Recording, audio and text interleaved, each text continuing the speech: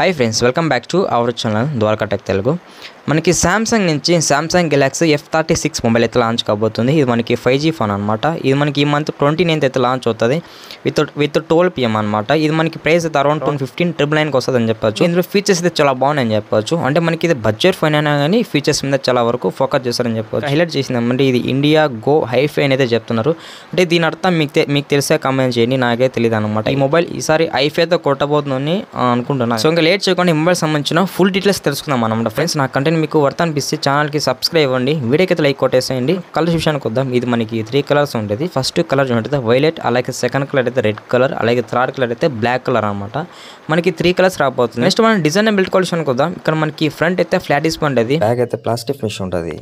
మనకి ఇక్కడ front and back Corning Gorilla glass Victus plus protection అయితే ఇచ్చేస్తారు అనమాట. సైడ్ అయితే ప్లాస్టిక్ ఫినిష్ ఉంటుంది. ఇది మనకి ఇక్కడ డ్యూయల్ స్టూడియో స్పీకర్స్ అయితే సపోర్ట్ చెప్తున్నారు. ఓన్లీ లౌడ్ స్పీకర్ మాత్రం ఉంటుంది. అలాగే 3.5 అడ్వాన్స్ కూడా సపోర్ట్ చేయదు అనమాట. కానీ మనకి side motor finger print support ఉంది. ఇది మనకి బడ్జెట్ ఫోన్ కాబట్టి ఇక్కడ ఇన్ డిస్ప్లే ఫింగర్ ప్రింట్ అయితే ఎక్స్పెక్ట్ చేయకూడదు. సైడ్ మోటార్ అయినా కానీ కొంచెం ఫాస్ట్గానే ఉంటుంది అనమాట. ఇది మనం మాట్లాడుకోవాల్సిన థిక్నెస్ అనమాట.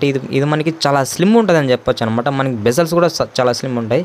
సో మనకి ఇక్కడ థిక్నెస్ అనుకుంటే మనది 7.77 mm థిక్నెస్ ఉంది అనమాట. అంటే థిక్నెస్ కూడా చాలా సన్నగా ఉంటుంది. అది వెయిట్ విషయానికి వద్దాం. మనకి ఇది 197 grams అయితే వెయిట్ ఉంది అనమాట. మనకి డిజైన్ అయితే చాలా బాగుంది. నాకు మెయిన్గా నచ్చింది కెమెరా డిజైన్ అనమాట. ఇన్నోవేటివ్ కెమెరా డిజైన్ అని చెప్పొచ్చు. నెక్స్ట్ మనం మాట్లాడుకోవాల్సింది డిస్ప్లే అని చెప్పొచ్చు. ఇది మనకి 6.7 inch full HD plus super AMOLED display రాబోతుంది.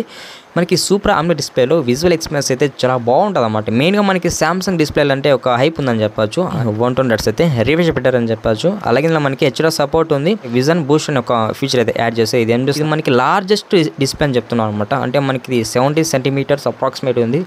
కాబట్టి మనకి డిస్ప్లే కూడా కొంచెం లార్జ్ అయితే ఉంటుంది అనమాట. మెయిన్గా మనకి డిస్ప్లే లార్జ్ ఉంటే కొంచెం బాగుంటుంది అనమాట. మనకి ఇది బ్రైటెస్ట్ డిస్ప్లే అయితే చెప్తున్నారు అనమాట. అంటే మనకి బ్రైటెస్ట్ డిస్ప్లే అంటే మనకి సన్లైట్ విషయంలో కూడా చాలా బెటర్గా ఉంటుందని చెప్పొచ్చు. బ్రైట్నెస్ లెవెల్స్ అనేవి మనకి ఇక్కడ ఎంత బ్రైట్నెస్ అనేది వీళ్ళు మెన్షన్ చేయలేదు. కాకపోతే మనకి ఇక్కడ బ్రైటర్ డిస్ప్లేని వీళ్ళు ఇక్కడ హైలైట్ చేస్తారని చెప్పొచ్చు.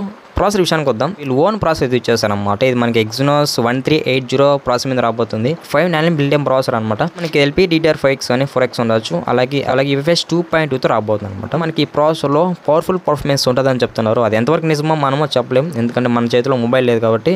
మన మొబైల్ వాడితే గేమ్స్ ఆడితే తెలుస్తుంది అనమాట ఈ ప్రాసెసర్ పవర్ఫుల్ లేకపోతే డీసెంట్ అనేది చెప్పగలం. సాఫ్ట్వేర్ విషయానికి వద్దాం. ఇది Android 15 రాబోతుంది. అలాగే One UI 7తో రాబోతుంది చెప్పొచ్చు. ఇక్కడ 6+6 years అయితే OSR సెక్యూరిటీ అప్డేట్స్ అయితే వీళ్ళు ప్రొవైడ్ చేస్తారని చెప్పొచ్చు.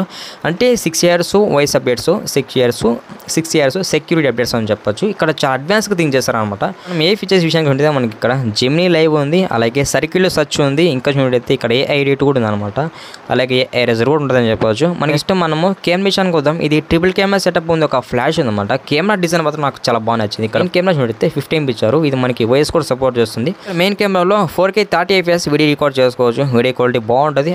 సెకండ్ కెమెరా మనకి ఇక్కడ 18 ఇచ్చారు. ఇది అల్ట్రా వైడ్ కెమెరా అని చెప్పొచ్చు. యాక్చువల్గా ఈ కెమెరా వల్ల కొంచెం మీద యూజ్ ఉంది. అంటే ultra wide shots, group photos, landscape ఇవన్నీ కూడా కవర్ చేసుకోవచ్చు. ఇంకా మన ఫైనల్గా థర్డ్ కెమెరా విషయానికి వద్దాం. మనకి third camera 2MP macro camera అంటున్నారు అనమాట. ఫ్రంట్ కెమెరా విషయానికి వద్దాం. మనకి ఇక్కడ ఫ్రంట్ కెమెరా 13 MP ఇచ్చారు అనమాట. మనకి ఫ్రంట్ కెమెరా కూడా మంచి డీసెంట్ పర్ఫార్మెన్స్ అయితే ఉంటుంది అనమాట. బ్యాటరీ విషయానికి వద్దాం. 5000 mAh బ్యాటరీ రాబోతుంది అనమాట. నార్మల్ యూజింగ్కి బ్యాటరీ సరిపోతుంది అనమాట. అలాగే మనకి ఇక్కడ 25 watts అయితే ఫాస్ట్ ఛార్జింగ్ సపోర్ట్ ఉంది అనమాట. ఫైనల్గా ఈ మొబైల్ సంబంధించిన అన్ని స్పెక్స్ అయితే క్లియర్ చేస్తామని చెప్పవచ్చు. ఈ మొబైల్ ప్లస్ పాయింట్స్ అయితే చాలా ఉన్నాయని చెప్పొచ్చు. అంటే ఫస్ట్ ప్లస్ పాయింట్ నాకు అనిపించింది డిస్ప్లే అనమాట. ఇది మనకి 6.7 inches పార్టీ సూపర్ AMOLED కూడా సపోర్ట్ చేస్తుంది కాబట్టి మనకి డిస్ప్లే ఎక్స్పీరియన్స్ అయితే చాలా బాగుంటుంది. ఇంకా నెక్స్ట్ ప్లస్ పాయింట్ చూసినట్టయితే మనకి ఇక్కడ ఏ ఫీచర్స్ అని చెప్పొచ్చు. యాక్చువల్గా మనము బడ్జెట్ ఫోన్లో ఇన్ని ఏ ఫీచర్స్ అయితే ఎక్స్పెక్ట్ చేయలేము. అంటే నేను చెప్పిన ఏ ఫీచర్స్ కొన్ని ఇంకా చాలా ఉన్నాయని చెప్పొచ్చు. మన వీడియోని ఎవరన్నా లాస్ట్ వరకు వాచ్ చేస్తుంటే ఛానల్కి సబ్స్క్రైబ్ అవ్వండి, వీడియోకి అయితే లైక్ కొట్టేసేయండి.